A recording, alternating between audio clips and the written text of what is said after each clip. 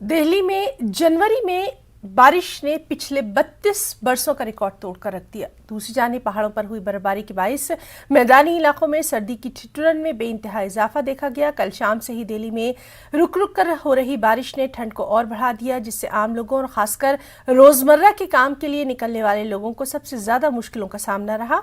महकमा मौसमियात ने अगले 2 दिनों तक एनसीआर समेत पूरे शुमाली हिंद में बारिश की पेशगोई कर दी है।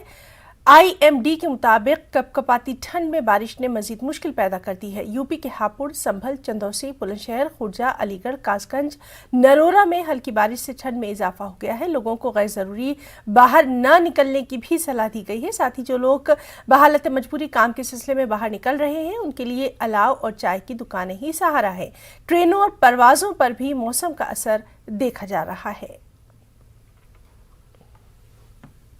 दिल्ली एनसीआर में पिछले 2 दिनों से धुंध और बारिश के कारण मौसम में गिरावट आई है। लोग परेशान हैं क्योंकि यहां पर जो बारिश के कारण जो ठंड बढ़ी है, ठंड में ठिठुरन हो गई है, जिसके कारण लोगों को काफी दिक्कतों का सामना करना पड़ रहा है।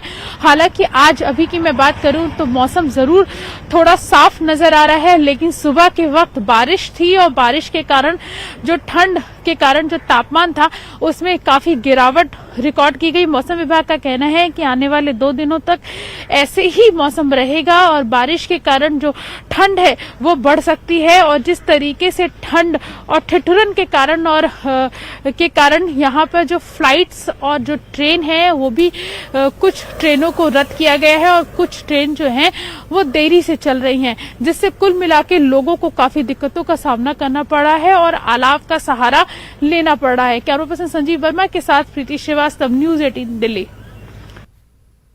और वहीं मुल्क में कोरोना